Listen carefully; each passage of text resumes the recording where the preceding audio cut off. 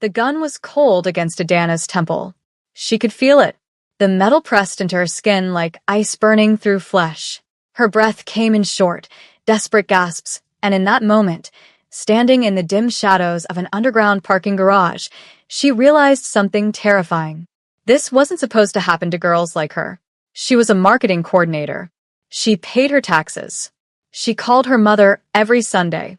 But now, 3 armed men surrounded her, and the one holding the gun spoke in rapid Korean, his voice sharp and unforgiving. And the worst part, the absolute worst part, she knew exactly why they were here. His name was Minjun Park, Korean Mafia royalty. The man who'd looked at her across a crowded nightclub 3 weeks ago and decided she was his. The man who'd made her feel things she'd never felt before, touched places in her soul she didn't know existed. The man who'd warned her, his voice low and dangerous against her ear. "I'm not a good man, Adana. And I can't promise you forever. But I can promise you right now." She'd said yes anyway. Now his enemies had found her. And as the gun pressed harder against her skull, Adana wondered if one night of passion, of feeling truly alive for the first time in years, was worth dying for. "Where is Park?" the man demanded in broken English. Adana's phone buzzed in her pocket. She knew without looking it was him. Minjun always knew when she was in danger. The question was, would he get here in time? Welcome to Afro-Korean Love Stories. If you're loving this story, hit that like button and subscribe, because what you're about to watch would leave you speechless.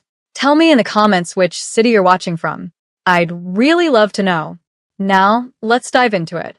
3 weeks earlier, Adana's life was completely different. She sat in her car outside the apartment she shared with Trevor, her hands gripping the steering wheel so hard her knuckles went white. Inside a small bag on the passenger seat was expensive lingerie she bought that morning. Red lace. His favorite color. It was their 3-year anniversary. She'd left work early, picked up Thai food from the place they went on their first date, and planned to surprise him. Maybe tonight would be the night he finally proposed. Her sister kept asking. Her mother kept hinting. And Adana? Adana was ready. She grabbed the food and the bag, her heels clicking against the pavement as she walked toward their building. The doorman smiled at her. Mrs. Chun from 4B waved. Everything was normal. Everything was perfect. Until she opened the apartment door. The sound hit her first. A woman's laugh. Breathy and intimate. Coming from their bedroom. Adana's heart stopped. She knew that laugh. The bag slipped from her hands, Thai food containers bursting open on the hardwood floor. But she didn't care. Her feet moved on autopilot, carrying her down the hallway toward their bedroom. Toward that laugh she'd heard 1,000 times at brunch, at birthday parties, at her sister's wedding where that woman had been the maid of honor. Rebecca. Her best friend since college. The bedroom door was half open. Adana pushed it wider. Trevor was in their bed. The bed they'd picked out together at IKEA, arguing playfully about firmness levels. And Rebecca was with him, her blonde hair spread across Adana's pillow, wearing nothing but Trevor's t-shirt. The one Adana had bought him for Christmas. They didn't even notice her at first. They were too wrapped up in each other, in whatever moment they were sharing. In the betrayal they'd apparently been sharing for God knows how long. How long? Adana's voice came out steady. Cold. She didn't even recognize it. They jumped apart. Trevor scrambled for the sheets. Rebecca's face went pale, her mouth opening and closing like a fish. Adana, I can explain. Trevor started, but Adana held up her hand. How long? Rebecca looked at Trevor. Trevor looked at the floor. 6 months, he finally whispered. 6 months. Half a year of lies. Of working late and guys' nights and I love yous that meant nothing. Half a year of Rebecca sitting across from her at their favorite coffee shop, listening to Adana talk about wedding plans, about wanting to start a family, about how lucky she was to have found Trevor. Get out, Adana said quietly. Adana, please, just listen. Rebecca reached for her, but Adana stepped back. Both of you, get out of my apartment. Now. It's my apartment too, Trevor said, and something in Adana snapped. You brought her into our bed.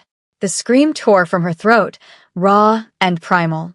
You brought my best friend into our bed, and you fucked her on sheets I washed. You, her voice broke. She wouldn't cry in front of them. She wouldn't give them that. Adana turned and walked out, grabbed her purse from the hook by the door, left the spilled Thai food, left the red lingerie, left 3 years of her life scattered across that apartment like broken glass. She made it to her car before the tears came. They came hard and ugly, racking sobs that made her whole body shake. She cried until her mascara ran in black rivers down her brown skin, until her throat was raw, until she couldn't breathe. Her phone buzzed. Trevor, we need to talk about this. Rebecca, I'm so sorry. You don't understand. It just happened. Just happened. Like betrayal was something that just occurred, like accidentally bumping into someone on the street. Adana blocked them both. She sat there in her car as the sun set, as the streetlights flickered on, as the world kept spinning like her entire life hadn't just imploded. She didn't know where to go. Her apartment was tainted now. Her best friend was gone. 3 years, erased in an instant. Her phone buzzed again. Different contact this time. Lisa from work. Girl, where are you? We're going out tonight. Lunar eclipse. I know a guy who can get us in. Drinks on me. Adana stared at the message. Lunar Eclipse was the most exclusive club downtown. The kind of place where celebrities and tech moguls and people with serious money went to be seen. Or to hide. She'd never been, never even tried. She looked at herself in the rear-view mirror. Her eyes were swollen, her makeup destroyed, her heart in pieces. Maybe that was exactly what she needed. A place where nobody knew her. Where she could disappear into the music and the crowd and forget, just for one night, that she'd been stupid enough to trust the 2 people she loved most in the world. Adana texted back. What time? Lisa squealed when Adana showed up at her apartment 2 hours later, overnight bag in hand. Oh, honey. Lisa pulled her into a hug the moment she saw Adana's puffy eyes. What happened? Trevor. Rebecca. Our bed. Adana didn't elaborate. She didn't need to. That bastard. Lisa's perfectly manicured nails dug into Adana's shoulders. And Rebecca? You're Rebecca? Adana nodded. Okay. New plan. Lisa grabbed Adana's bag and pulled her inside. We're not just going out. We're going to make you forget those 2 ever existed. You're going to look so damn good that if they saw you, they'd die of regret. An hour later, Adana stood in front of Lisa's full-length mirror and barely recognized herself. The dress was red, blood red. It hugged every curve of her body, cut low enough to be dangerous, short enough to make a statement. Lisa had insisted on it, and now Adana understood why. Against her dark skin, the red looked like fire, like power. Her natural curls were defined and wild around her face. Her makeup was flawless, gold highlights on her cheekbones catching the light. She looked beautiful. More than beautiful. She looked like someone else entirely. Who is this woman? Adana whispered, turning to see the back of the dress. Or lack thereof. That, Lisa grinned, is the woman who's about to have the best night of her life. That's the woman who doesn't give a damn about Trevor or Rebecca or any of it. That's the woman who's going to walk into Lunar Eclipse and own it. Adana took a deep breath. I don't know if I can do this. Yes, you can. Because you're done being safe, responsible Adana, who does everything right and gets cheated on anyway. Tonight, you're someone new. Someone wild. Someone free. The words settled into Adana's chest like a challenge. Someone free. When was the last time she'd felt free? When was the last time she'd done something just because she wanted to, not because it was sensible or appropriate or what she was supposed to do? Let's go, Adana said. Lunar Eclipse was everything the rumors promised. The line outside wrapped around the block, beautiful people in designer clothes waiting behind velvet ropes. But Lisa walked right past them, heels clicking with confidence, and whispered something to the bouncer. He looked at his tablet, nodded, and unhooked the rope. Just like that, they were in. The music hit Adana like a physical force. Bass so deep she felt it in her chest, in her bones. The lights were low, strategic, making everyone look like they were moving through water. Or maybe that was the champagne Lisa immediately pressed into her hand. Drink, Lisa commanded. Dance. Forget. Adana drank. The champagne was expensive, bubbles sharp and bright on her tongue. She drank again. Then again. The alcohol warmed her blood, loosened something tight in her chest. She let Lisa pull her onto the dance floor, let the music take over, let herself just be. For the first time all day, she wasn't thinking about Trevor, wasn't seeing Rebecca's face, wasn't wondering how she'd missed 6 months of lies. She was just here, in this moment, in this body, Alive. and then she felt it. Eyes on her. Adana's skin prickled with awareness. She turned, scanning the crowd, and that's when she saw him. He sat in the VIP section above the main floor, separated by glass and security and obvious wealth. Even from a distance, Adana could see he was beautiful. Dangerously so. Sharp jawline, dark hair styled perfectly. A suit that probably cost more than her car. But it was his eyes that caught her, held her. He was staring directly at her. Not the casual glance of someone people watching. Not the appreciative look she'd gotten from other men tonight. This was different. Intense. Predatory. Like he was hunting and she was prey. Adana should have looked away. Any sensible woman would have looked away. Instead, she held his gaze. She didn't know what made her do it. The champagne. The heartbreak. The need to feel like she had some kind of power in a day where she'd felt powerless. But she stared right back at him, lifted her chin, and didn't blink. Something shifted in his expression. Surprise, maybe. Or interest. He leaned forward, said something to the man beside him. Then he stood. Adana. Lisa grabbed her arm. Do you know who that is? No. Who? Lisa's voice dropped to a whisper. That's Minjun Park. His family basically owns half the city. There are rumors he's connected to some serious people. Dangerous people. Like, organized crime dangerous. Adana's heart kicked up a notch. How do you know? Everyone knows. He doesn't come to places like this often, and when he does, people notice. Adana, seriously, don't. But it was too late. A man in a black suit appeared at Adana's elbow. Not threatening, but definitely security. Mr. Park would like to send you a drink, he said in perfect English. What would you like? Lisa's eyes went wide. Adana's pulse thundered in her ears. This was insane. This was dangerous. This was exactly the kind of thing she never did. Tell Mr. Park, Adana heard herself say, that I don't accept drinks from strangers. The security guard blinked. Clearly, that wasn't the response he expected. He spoke into his earpiece, too quiet for Adana to hear. Then he nodded and walked away. Oh my God, Lisa breathed. You just turned down Minjun Park. Is that bad? I don't know. Nobody ever does it. Usually women are throwing themselves at him. Adana took another sip of champagne, her hands trembling slightly. Well, I'm not usual. Not tonight. The crowd shifted, and suddenly he was there. Minjun Park, up close, was even more devastating than from a distance. Tall, at least 6 feet. Broad shoulders under that expensive suit. And his face. God, his face. High cheekbones, full lips, and eyes so dark they looked black in the club lighting. He studied her for a long moment, his expression unreadable. You turned down my drink, he said. His English was flawless, accent barely noticeable. I did. Why? Because I don't know you. The corner of his mouth twitched. Almost a smile. Most people in this club would disagree. They think they know exactly who I am. I'm not most people. No. His gaze traveled over her, slow and deliberate. Not crude, but thorough. Appreciating. You're definitely not. Adana felt heat rise in her cheeks, in other places. This man radiated danger like cologne. Everything about him screamed warning. The way he carried himself. The deference other people showed him. The security lurking at the edges of her vision. I'm in June, he said, not offering his hand. And you are? Adana. Adana. He said her name like he was tasting it, the syllables foreign but beautiful on his tongue. You're here alone? With a friend. But you're running from something. It wasn't a question. Adana's breath caught. What makes you say that? Because I recognize the look. I see it in my mirror sometimes. He leaned closer, his voice dropping. That desperate need to forget.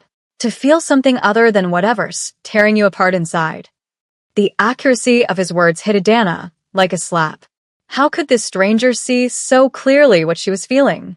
Dance with me, Minjun said softly. I don't think. I'm not offering you a drink. I'm not trying to take you home. I'm asking for one dance. That's all. And then, if you want me to leave you alone, I will. Adana looked at Lisa, who was staring between them like she was watching a car crash in slow motion. Then she looked back at Minjun, at this beautiful, dangerous man who somehow knew she was breaking. One dance, Adana agreed. His smile was slow and devastating. He took her hand, his palm warm against hers, and led her onto the dance floor. The moment Minjun's hand touched Adana's waist, the world narrowed to just them.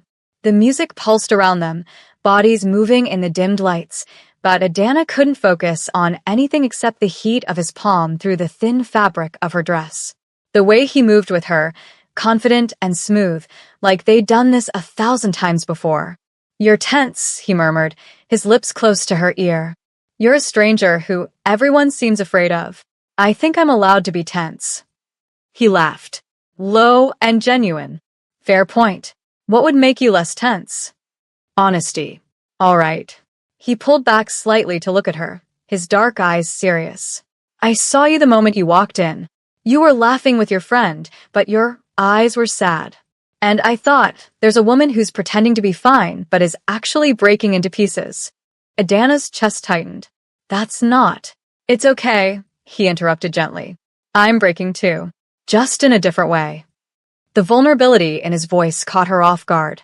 This man who radiated power and danger, admitting he was broken.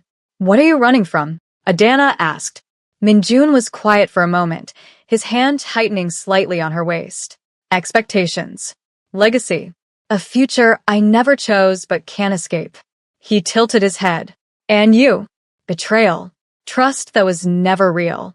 3 years of my life that meant nothing. It meant something, Minjun said firmly. It taught you who not to trust, what not to accept. Sometimes the worst experiences show us what we deserve. The song changed, something slower, more intimate. Minjun didn't let go. Neither did Adana. I should go back to my friend, she said, but she didn't move. You should, he agreed. But you won't. He was right. God help her, he was right. What do you want from me? Adana whispered. Minjun's eyes searched hers. Honestly? I don't know. I just know I want to keep talking to you. I want to know why someone hurt you. I want to make sure you smile at least once tonight. A real smile, not the fake one you've been wearing. You can tell the difference? Always. Something in Adana's chest cracked open. This man, this dangerous, beautiful stranger, was seeing her in a way Trevor never had. Really seeing her. Come with me, Minjun said suddenly. Where? Somewhere quieter, where we can actually talk. He must have seen the hesitation on her face because he added, I promise you'll be safe. There's a private terrace upstairs. We can talk, and if you want to leave at any point, you leave. No questions asked. Adana glanced toward the bar where Lisa was watching them with wide eyes and a concerned expression. She should say no. She should go back to her friend, have a few more drinks, and go home to cry in her empty apartment. But she didn't want to be that woman anymore. The safe one. The predictable one. The one who did everything right and still got destroyed. Okay, Adana said. Minjun's expression shifted to something almost like relief. He took her hand again, his fingers lacing through hers, and led her through the crowd. People moved out of his way automatically, conversations stopping as they passed. It was like walking with royalty. Dangerous royalty. They went up a staircase Adana hadn't noticed before, past another security guard who nodded at Minjun without question. Through a door that opened onto a rooftop terrace. The city spread out before them, glittering and alive. The music from downstairs was muted here, just a distant pulse. String lights hung overhead, casting everything in a soft golden glow. There was a small bar, empty and comfortable seating areas that looked more like someone's expensive living room than a club space. This is beautiful, Adana breathed. It's private, reserved for people who need to escape the chaos below. Minjun walked to the bar, grabbed 2 bottles of water from a small fridge. He handed one to Adana. You've been drinking champagne all night. You need this. The gesture was so unexpectedly thoughtful that Adana felt tears prick her eyes. She took the water, grateful. They sat on one of the couches, close but not touching. The night air was cool against Adana's heated skin. Tell me about him, Minjun said quietly. The one who hurt you. Adana took a long drink of water, buying time. Why do you want to know? Because understanding your pain helps me understand you. It was such a strange, honest answer that Adana found herself talking. She told him about Trevor, about the 3 years they'd spent together, the plans they'd made, about coming home with anniversary gifts and finding him in bed with Rebecca. 6 months, she said, her voice cracking. They'd been doing it for 6 months. Every time I was at work, every time I trusted them, they were lying to my face. Minjun's jaw tightened. They're cowards. Both of them. Maybe I'm just stupid for not seeing it. No. His voice was sharp. Don't do that. Don't make their betrayal your fault. They're the ones who chose to lie. They're the ones who chose to hurt you. That's on them, not you. Adana looked at him, surprised by the anger in his voice. You sound like you've been betrayed before. Different kind of betrayal, but yes. Minjun leaned back, his profile sharp against the city lights. My family, they have certain expectations. Certain ways I'm supposed to be, things I'm supposed to do. I wanted to be an architect, design buildings that would last centuries, create something beautiful. But I'm the eldest son of the Park family. That comes with responsibilities, obligations, a business I never wanted but can't refuse. His voice was bitter. So yes, I understand betrayal. Mine is just slower, more subtle. But it feels the same. Like my life isn't my own. They sat in silence for a moment, two broken people finding strange comfort in each other's pain. What would you do? Adana asked suddenly. If you could do anything. No expectations, no obligations. What would you do? Minjun turned to look at her, his expression soft. I'd design a house. Something simple but perfect. Every angle intentional. Every space meaningful. I'd build it somewhere quiet, away from all this. He gestured vaguely toward the city. And I'd live there. Just exist. Without the weight of everything I'm supposed to be. That sounds lonely. Maybe. Or maybe peaceful. His eyes locked on hers. What about you? What would you do if you could do anything? Adana thought about it. Really thought about it. Something wild. Something completely unpredictable. Something the old Adana would never do. Like what? Like leaving with you tonight. The words hung in the air between them, heavy with possibility and danger. Minjun's eyes darkened. Adana. I know it's crazy, she said quickly.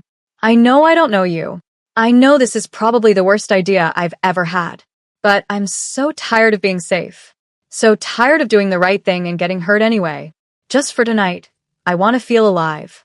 I want to feel like I matter. You do matter. Then prove it. The champagne and heartbreak made her bold. Take me somewhere. Anywhere.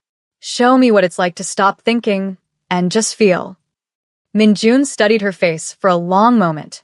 You don't know what you're asking. Then tell me. He leaned closer, his voice dropping to barely above a whisper. I'm not a good man, Adana. The things people say about me, about my family, most of them are true. I can't promise you forever. I can't even promise you tomorrow. All I can give you is right now. This moment. And if you come with me, you need to understand that. Adana's heart pounded so hard she could feel it in her throat. Every rational part of her brain screamed to run. To go back downstairs, find Lisa, and go home. But she was done being rational. I understand, she whispered. Minjun's hand came up to cup her face, his thumb tracing her cheekbone. Are you sure?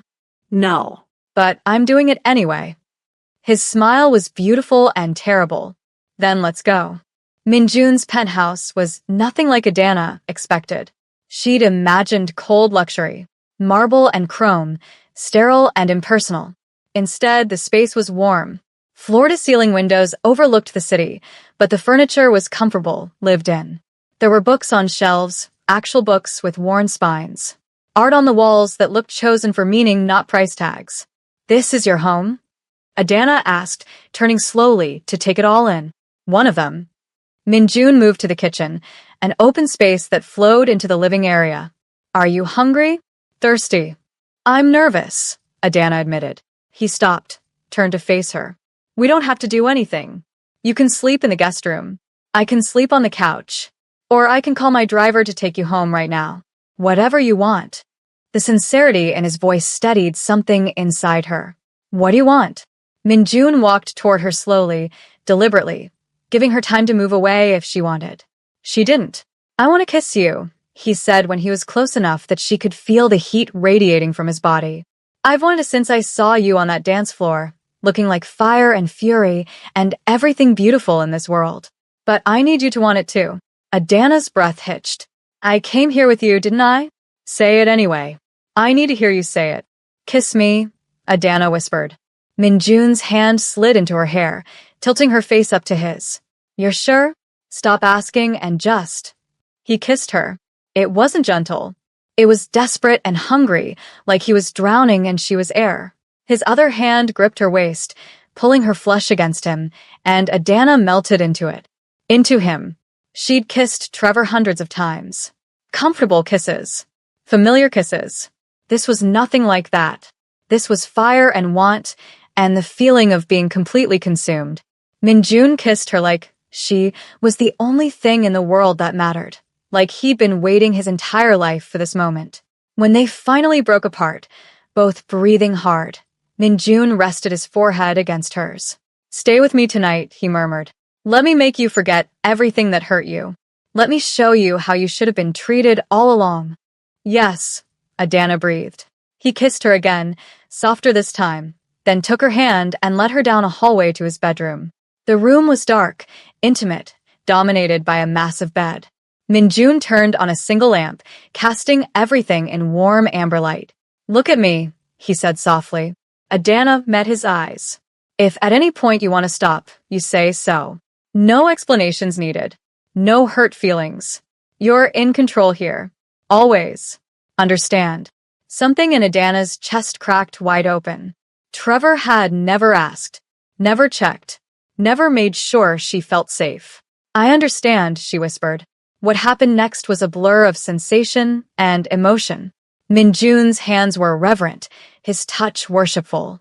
He took his time, learning every curve of her body, every sound she made. He whispered to her in Korean, words she didn't understand but felt in her bones. And when they finally came together, when he moved inside her with a gentleness that made her eyes sting with tears, Adana felt something she hadn't felt in months. Worthy. Cherished. Alive. Afterward, they lay tangled in his sheets, Adana's head on Minjun's chest, his fingers tracing lazy patterns on her back. Are you okay? He asked quietly. Better than okay. Adana pressed a kiss to his chest. Thank you. For what? For making me feel like I matter. Like I'm not just broken. Minjun's arms tightened around her. You're not broken. You're healing. There's a difference. Adana closed her eyes, letting his words wash over her. She knew this couldn't last. Knew that in the morning, reality would crash back in. But right now, in this moment, she let herself feel safe. She fell asleep to the sound of his heartbeat, steady and strong beneath her ear. When Adana woke, sunlight streamed through the floor-to-ceiling windows, making her head pound. She groaned, pressing her face into the pillow. The pillow that smelled like expensive cologne and something distinctly Minjun. The memories of last night came flooding back. The club, the rooftop, the way he'd touched her like she was precious. Adana sat up slowly, looking around the empty bedroom. Where was he? On the nightstand. She found a glass of water, 2 aspirin, and a note written in elegant handwriting. Had to handle something. Didn't want to wake you. Take your time. There's food in the kitchen. My driver will take you anywhere you need to go. MJ. No phone number. No promise to call. Just a note and an escape route. Adana's chest tightened. What had she expected? He'd been honest about what he could offer. One night. Nothing more. She took the aspirin, drank the water, and forced herself out of bed. Her red dress from last night was draped over a chair, but next to it was a t-shirt and sweatpants, clearly meant for her. The thoughtfulness of it made her throat ache. After a quick shower in his bathroom, marble and masculine, Adana dressed in his clothes and made her way to the kitchen. There was fresh coffee in the pot, still warm, fruit and pastries on the counter, and another note. I'm sorry I couldn't be here when you woke up. Last night was... I don't have words for what last night was. If you want to see me again, my number is below. If you don't, I understand. Either way, thank you for trusting me with your pain. MJ. Below the message was a phone number. Adana stared at it, her heart racing. This was the moment. She could walk away. Chalk it up to a wild night, a story to tell herself in years when she was safe and settled and boring again. Or she could take the risk, text the number, see where this dangerous, impossible thing might lead. Her phone buzzed. Lisa. Girl, where are you? I saw you leave with him last night, and I've been freaking out. Are you okay? Are you alive? Text me back. Adana smiled despite herself and typed back. I'm fine. Better than fine. I'll explain everything when I see you. She looked at Minjun's note again. At the number that represented a door she could walk through or slam shut. Adana took a photo of the number, saved it in her phone. She wasn't ready to text him yet. Wasn't ready to figure out what last night meant or where this could possibly go. But she wasn't ready to close the door either. For now, that was enough. Minjun's driver, a silent man in his 50s, dropped her off at her apartment 2 hours later. Adana thanked him and walked up to her building, still wearing Minjun's clothes, her red dress folded in a bag he'd provided. She needed to call her sister. Needed to figure out how to get her things from Trevor's place. Needed to start rebuilding her life from the ruins of yesterday's discovery. But first, she needed to process what had happened, who she'd become in the span of one night. She unlocked her apartment door, stepped inside, and froze. Everything was exactly as she'd left it yesterday morning. The coffee mug in the sink, her work bag on the chair. But it all felt different now, like she was looking at someone else's life. Adana walked to her bedroom, sat on her bed, and finally let herself think about Minjun. About the way he'd looked at her, touched her, made her feel things she didn't know she could feel. Her phone buzzed again. Unknown number. I know I said I'd give you space, but I need to make sure you got home safely. MJ. Adana's heart jumped. He'd texted first. She stared at the message for a long moment, then typed back, home safe. Thank you for everything. 3 dots appeared immediately, showing he was typing. Can I see you again? Dinner.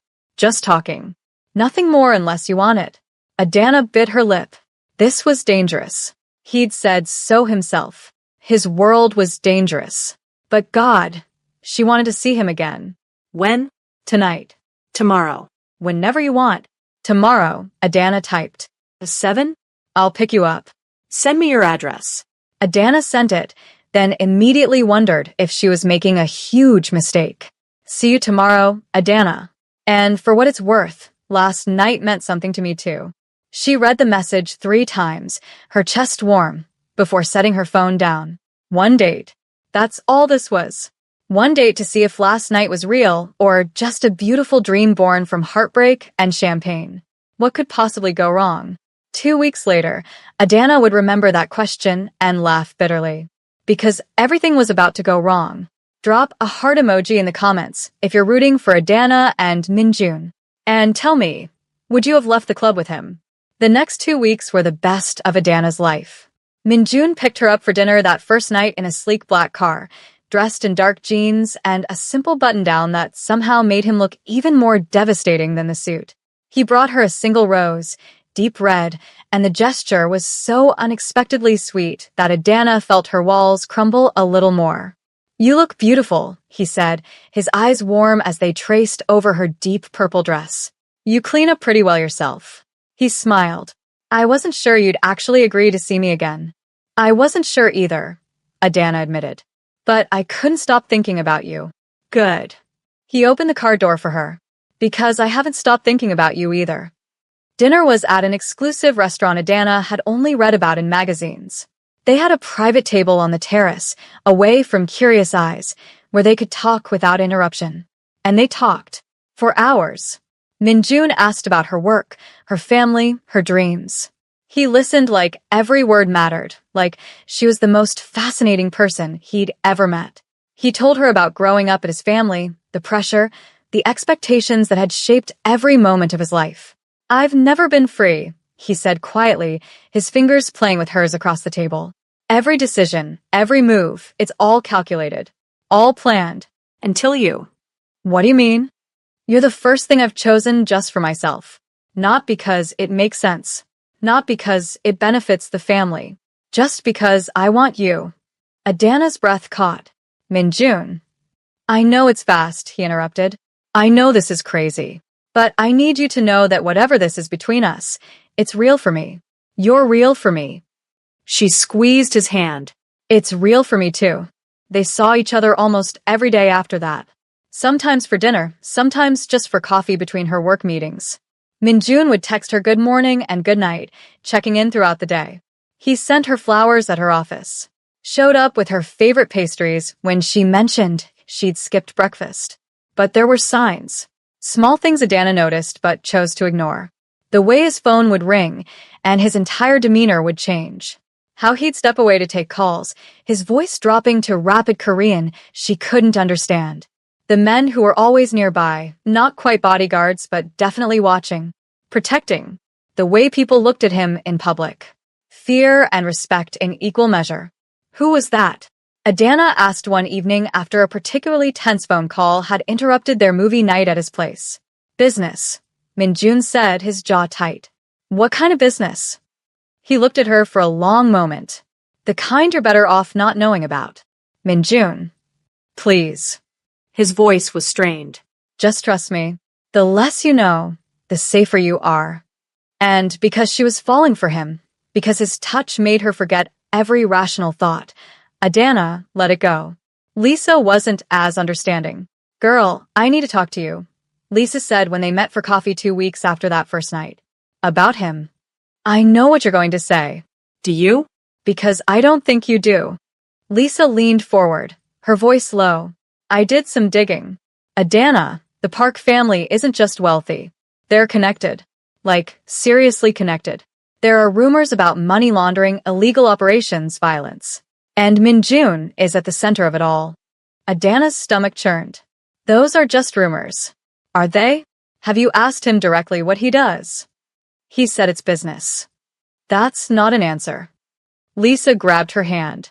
I love you. You're my friend. And I'm terrified for you.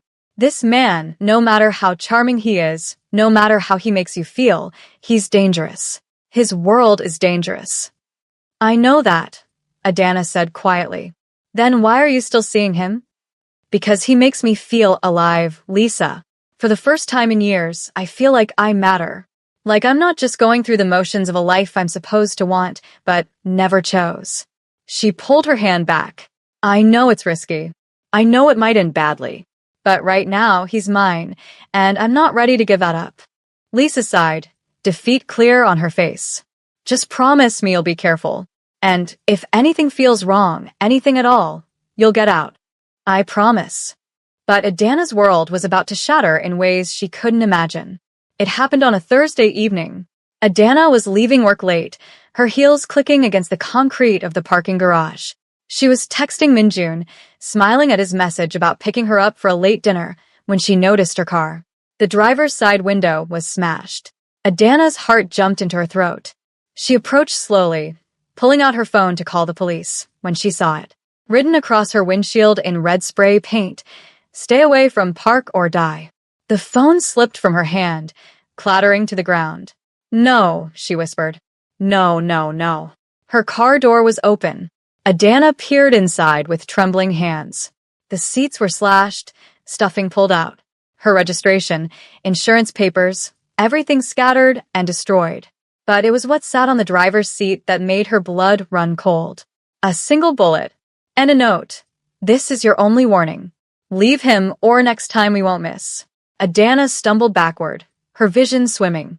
This couldn't be happening. This was a nightmare. It had to be. Her phone rang where it had fallen. Minjun's name flashed on the screen. She grabbed it with shaking hands. Hello. Adana? Are you alright? You sound. My car, she choked out. Someone destroyed my car. There's a note. A bullet. They said. Her voice broke. Where are you? Minjun's voice was suddenly ice. Cold and deadly. Tell me where you are right now. Work parking garage. Level 3. Don't move. Don't talk to anyone. I'm 5 minutes away. He hung up.